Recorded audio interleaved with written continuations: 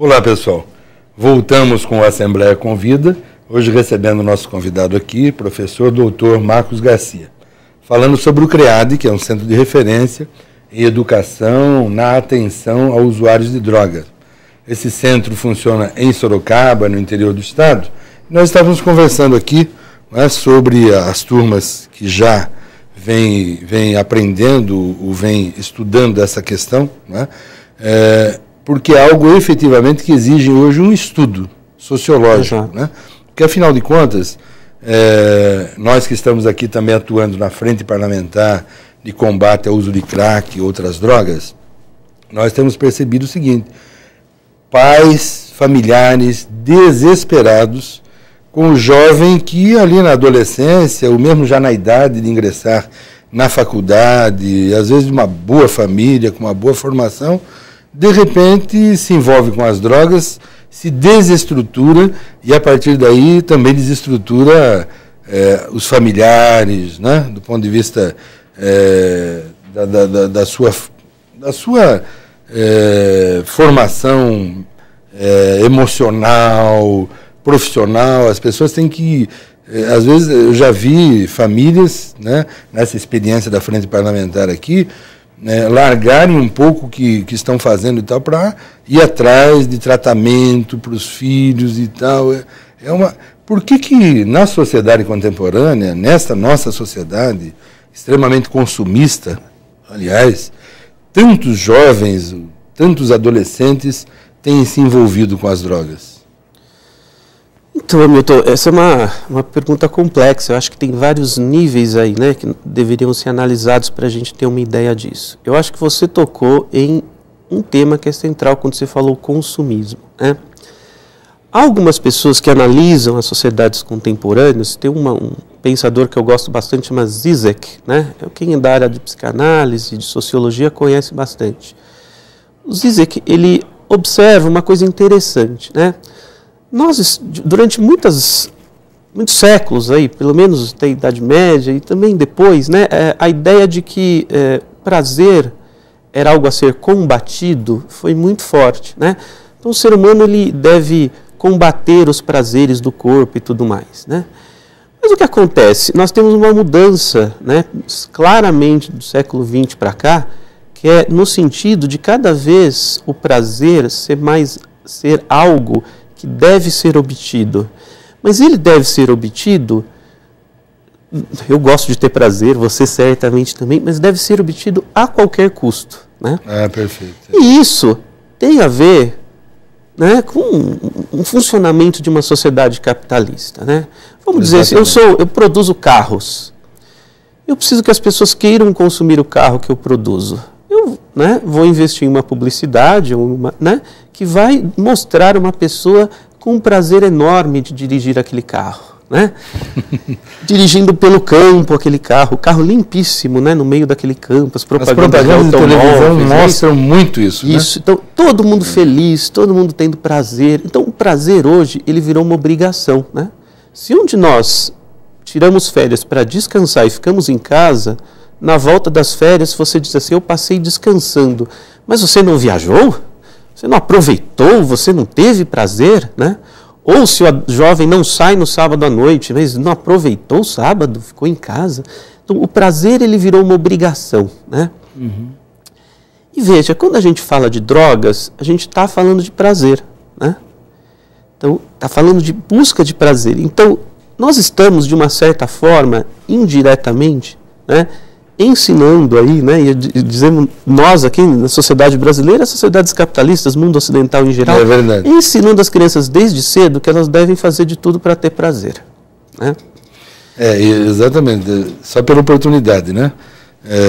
Nós temos enfrentado esse tipo de dilema, inclusive, na própria frente parlamentar de combate ao uso de crack e outras drogas, porque tem algumas pessoas com as quais a gente encontra que têm a seguinte concepção: não adianta ficarmos falando para o usuário de droga que a droga é ruim, que a droga faz mal, porque ele acha que a droga é boa, que a droga lhe dá muito prazer. Exato. Então ele acha que você está mentindo para ele quando diz para ele que a droga é algo nocivo, que a droga é muito ruim, que a droga é destrutiva e tal, porque não é isso que ele sente. Ele sente prazer quando ele usa a droga e sente que quanto mais ele utilizar, mais prazer ele vai ter. Por isso que apenas os conselhos, as recomendações nunca surtem efeito com esses usuários. Exato. E perceba que é uma contradição, né? Quando a gente fala, não queremos que as pessoas usem drogas em uma sociedade que está dizendo, você deve ter o prazer a qualquer custo, você é obrigado a ter o prazer. Né? É verdade. Então, esse acho que é o primeiro grande tema, né? E isso dificulta muito a questão de você controlar o uso de drogas, né? Em qualquer sociedade. Na verdade, a tendência, se nós pensarmos, se as sociedades continuarem funcionando da forma como elas funcionam, a tendência é o consumo de drogas aumentar. Né? Independente das políticas públicas que se façam em relação a isso. Né? Não quero ser pessimista, mas essa leitura macro nos mostra isso, a não ser que nós mudemos a nossa forma de funcionar enquanto sociedade. Existe aí, então, um fator sociológico importante da sociedade contemporânea, capitalista, consumista, que recomenda que as pessoas, para serem felizes, têm que buscar o prazer a qualquer custo, como você disse. Exato. Né? Eu posso dizer para ela, consuma carros, eletrodomésticos, turismo e não drogas. Mas a ideia do prazer está por trás. Né? Perfeito. Eu acho que tem o segundo ponto, né, que é a economia, digamos assim, a economia ilegal. Né? Então, o comércio hoje de drogas ilegais no mundo inteiro, ele é cada vez mais eficiente. Né? Ele é um comércio como outro qualquer, com grandes companhias, com a diferença que ele é ilegal. Né? E sendo ilegal, tem algumas particularidades. Mas nós temos grandes grupos comerciais controlando a droga no mundo e também no Brasil. Né? O Jornal Estado de São Paulo, no último fim de semana, publicou uma reportagem dizendo que o preço da cocaína, da pasta de cocaína, né, em 12 anos, ele caiu 30% em termos reais. Eu fiz uma conta. Em 2000, o preço de 1 quilo de pasta de cocaína no estado de São Paulo, ele era o equivalente a 72 salários mínimos. Um quilo? 1 quilo. A pasta de cocaína você pode fazer crack, você pode fazer a cocaína, tá? Tem inúmeros derivados. Isso, é o produto bruto que você usa para produzir o resto. Hoje, equivale a 12 salários mínimos. Né? Então, percentualmente, tudo bem, o salário mínimo teve um aumento real, né? Mas a cocaína está muito mais barata do que 12 anos atrás. Né?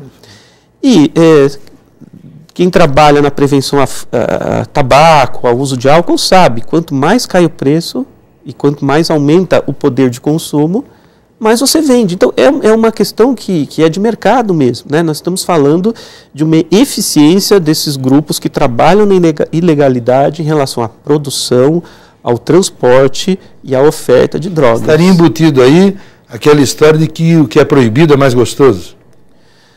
Eu não sei se já se fala disso também, né? Se fala. Aquilo que se proíbe, quanto mais se proíbe, as pessoas que defendem hoje a descriminalização do uso das drogas, ou pelo menos de algumas drogas, né? Com a maconha, houve uma polêmica recentemente e Fernando Henrique Cardoso, ex-presidente da República e tal, chegou a aventar isso e as revistas publicaram, os jornais, a grande mídia em larga escala e tal, onde já se viu um ex-presidente da República defender a descriminalização da maconha, não é? Quer dizer, existe isso também, pessoas que expõem essa concepção de que, ao deixar de proibir, as pessoas deixam também de ter o prazer de fazer aquilo que é proibido, aquilo que é condenado e tal, né? Que as pessoas teriam uma tendência a usar aquilo que é mais proibido, aquilo que é mais coibido na nossa sociedade, inclusive pela legislação, pelas leis. Acho que isso pode explicar em parte o consumo de algumas pessoas, né? Não sei se para mim seria o mais importante, né? O que eu observo nós estamos acostumados a pensar o tráfico como um monte de bandidos desorganizados, né? Nós precisamos pensar que eles são uma empresa. Não sou a favor deles, né? Eu acho que eles têm que se submeter à lei, né? Mas é uma empresa, e é uma empresa que tem ficado muito eficiente, especialmente no estado de São Paulo, né? Você tem facções aí, né? Uma facção, né, que controla boa parte do mercado de drogas aqui no estado de São Paulo, com muita eficiência, né? A hora que você reduz o custo da droga com as pessoas ganhando mais, né, é quase um resultado direto o aumento de consumo, né? Então, eu acho que isso ajuda a explicar, não só no estado de São Paulo, mas no Brasil inteiro, o aumento do consumo. Não se sabe exatamente o quanto foi, né? A maior parte dos estudiosos aí, né, dessa epidemiologia do uso de drogas acha que o aumento não é tão brutal, né? Há um pouco de pânico, né, da imprensa e moral em cima do assunto, mas há um aumento, né? E eu acho que grande parte desse aumento pode ser explicado por essa eficiência desse comércio ilegal, né? E não adianta só prender, né? Hoje nós temos as prisões cada vez mais cheias de pequenos traficantes, né? Não adianta, né? Por que não adianta? Você prende o pequeno, mas você não prende o grande comércio atacadista. É verdade, né? É verdade. Há um desafio muito difícil. O Brasil tem uma fronteira muito extensa, né? A maior parte das plantações de cocaína são em países fronteiriços ao Brasil, né? Aqui na América do Sul. Então nós não temos controle sobre isso. Mas, havendo muito dinheiro, é muito difícil você evitar fenômenos como o da corrupção, né? Onde você consegue... Quem detém a maior parte desse poder, o grande comerciante, né, ele acaba conseguindo corromper aí, barreiras, às vezes até polícia e tudo mais, para conseguir fazer essa oferta, e a polícia ela acaba prendendo o pequeno traficante. Né? Perfeito. Agora, o que essa... uma curiosidade, né? No começo do programa, você falou sobre essas primeiras turmas, né, do CREAD, do Centro de Referência, ser composta, inclusive, por agentes da sociedade civil organizada. Sim. Né? Entidades como Lua Nova, que eu conheço muito bem, né? Trabalho excepcional, inclusive, da Raquel, que recolhe meninas, né, que nas ruas se envolveram com as drogas, e muitas delas, inclusive, grávidas, que foram recolhidas, depois deram à luz dentro da instituição. Hoje existe uma comunidade, né? Elas moram, compartilham das suas atividades e tudo mais. Profissionais hoje trabalham juntas, produzem artesanato, né? Eu acho aquela uma experiência extraordinária, e a Raquel, uma pessoa que se habilitou muito para trabalhar, né, com esse tipo de usuário, com essas meninas, enfim. Quer dizer, deve ser uma experiência muito rica no CREAD, nessas primeiras turmas, né? O conhecimento acadêmico que vocês detêm, você, outros professores, doutores, né, do tema, com essa sociedade civil organizada que já possuía a sua experiência lá na sua instituição, de lidar com um problema prático todos os dias, de botar efetivamente a mão na massa. Eu fico imaginando os grandes debates que surgem ali dentro dessas turmas. Como é que essas turmas se compuseram? Qual é o método de inscrição? Como é que, por exemplo, se eu me interessasse, ou se o telespectador se interessasse em participar de uma turma dessa, como é que ele deveria proceder para compor uma turma dessa, participar desses cursos, né, que ensinam, educam para a atenção ao usuário de drogas?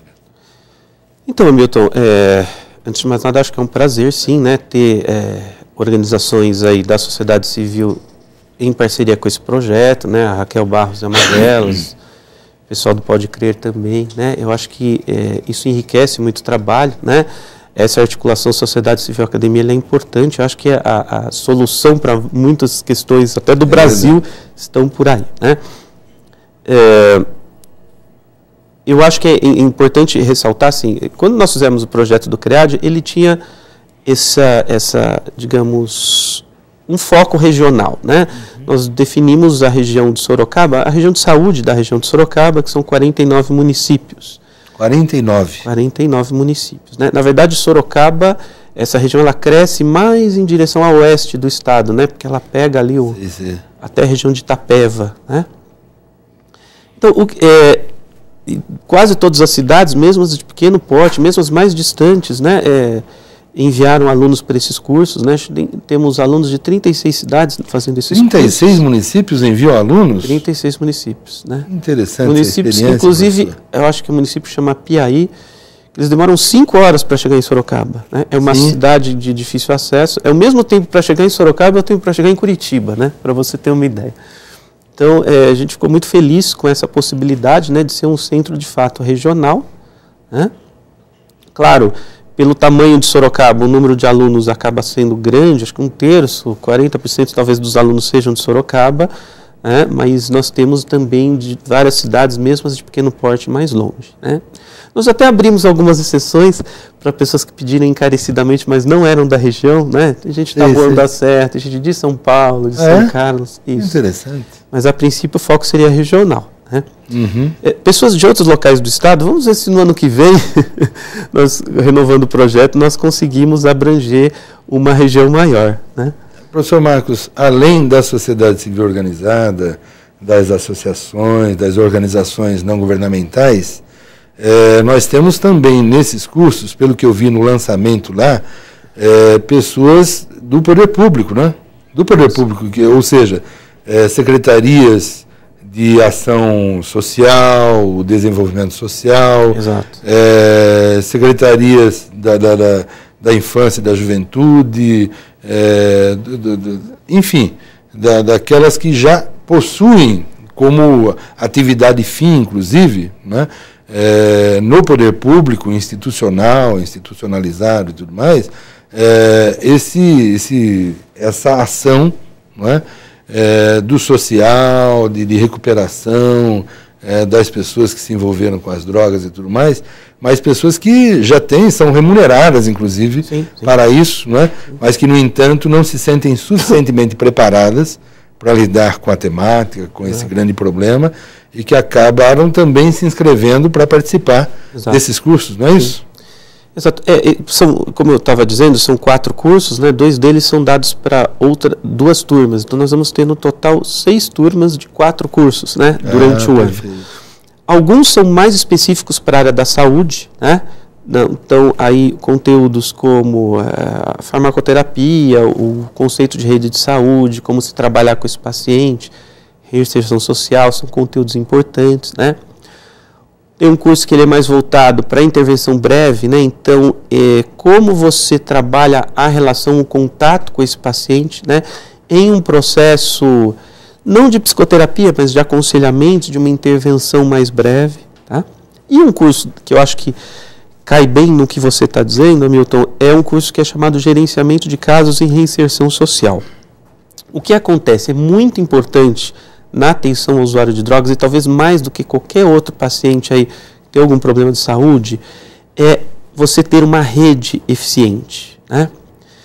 Porque, como eu estava dizendo logo no começo, não é uma doença simples, onde você toma um remédio, faz o tratamento e se cura, né? Ela se apresenta como uma doença crônica, e nesse sentido a gente fala muito da necessidade não só do tratamento, mas da reabilitação, de enxergar esse problema como um problema de reabilitação. Quer dizer o quê? Além do tratamento, você tem que ter uma rede de apoio que ofereça suporte para essas pessoas em uma série de áreas. Por exemplo, no trabalho, por exemplo, na moradia, na qualificação profissional que está dentro do trabalho, na educação, né? Então, treinar, eu não diria treinar, mas ensinar ou trabalhar com essas pessoas para que elas consigam entender o que é uma rede, articular uma rede e buscar soluções criativas, porque para cada cidade uma rede é possível, né? Isso é o objetivo desse curso de gerenciamento de casos, né? Que foi o que, inclusive, que teve mais procura, né? Teve quase 200 pessoas que procuraram esse curso. Aí obrigou-nos a fazer 2 turmas para dar conta, pelo menos da maioria dos candidatos ali, né, que se inscreveram. Muito interessante, porque, de certa forma, esta abordagem que você faz, professor Marcos, ela ratifica, digamos assim, uma concepção que eu tenho, que eu trabalho há muito tempo com isso, porque eu fui autor da Lei 10.312, é uma lei estadual, que implementou um programa nas escolas, que hoje as pessoas conhecem como Escola da Família. Né? Maravilhoso. Nós, quando construímos esse programa, inclusive, antes dele ser aprovado como lei, nós fizemos várias pesquisas, e cheguei à conclusão de que a única forma de funcionar eficazmente essa política de tirar crianças da rua, menores, é você transformar a escola numa uma referência cidadã para esse jovem, não é? Onde você tivesse ações de esporte, lazer, cultura, arte, né, envolvendo essa juventude, mas fundamentalmente nós tínhamos que ter monitores, um conjunto de monitores que vinham das diversas redes do Estado, né, da rede pública e tudo mais, para você trabalhar de forma, um grupo interdisciplinar, multidisciplinar. Sim. Eu acho que você acaba de fazer uma descrição o que é uma ação multidisciplinar, né? Porque sim, hoje, realmente, essa é uma questão, o uso de drogas é um desafio tamanho que ele acaba exigindo hoje uma ação multidisciplinar e até intersecretarial, né? Sim. Quando falamos da ação das prefeituras, do poder público, do Estado. Então, eu acho que, de certa forma, você reafirma algo que eu acredito que é efetivamente o caminho para nós resolvermos os grandes problemas. Ou seja, a ação multidisciplinar, a ação intersecretarias, envolvendo profissionais das mais diversas áreas, né, e abordando o problema com todas essas características. Quer dizer, o conhecimento científico, o conhecimento acadêmico, mas também o conhecimento prático das pessoas que já vêm lidando com o problema há bastante tempo. Eu acho que essa é uma questão importante, né? O conhecimento acadêmico sobre a área de drogas, ele ainda é um conhecimento sujeito a disputas, né? Então, mesmo entre os acadêmicos, há questões que não são consenso, né? Você tocou aqui no tema da internação. Você vai ver especialistas, né, da área médica, da área psicológica, da área jurídica, com posições antagônicas nesse sentido. Então, esse debate é salutar, e os cursos devem envolver esse debate, né? Ninguém tem a solução pronta. E isso por quê? Porque a área de drogas, especialmente, é uma área onde só o remédio não funciona, né? Não que ele não seja necessário em situações de crise de abstinência, né? Mas ele vai ser necessário durante um curto período. O resto do tratamento, ele é um tratamento que é psicossocial, basicamente, né? Perfeito. Talvez precise de alguma medicação de apoio, mas grande parte dos casos não, né? Vai ser como incluir esse usuário de drogas, né, que às vezes continua usando, né? Nós precisamos pensar isso, né? Assim como o hipertenso que continua fazendo coisas que teoricamente não deveria fazer, ou o diabético que teoricamente faz coisas que não deveria fazer, né? O usuário de drogas, por mais que nós queremos que ele fique abstinente, pode ser que às vezes ele continue usando. E essa pessoa, ela continua sendo uma cidadã. Ela Perfeito. Continua tendo direito ao SUS. Isso está na lei, né? Nós Perfeito. Temos que oferecer serviços para essas pessoas sem esse julgamento moral, né?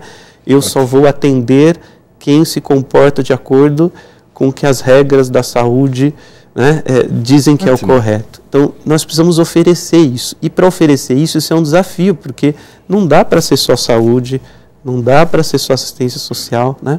Eu acho que essa é a parte boa, se a gente pudesse dizer assim, da questão das drogas. A ideia de que você força as pessoas a terem que se articular, a formar essa rede. Ótimo.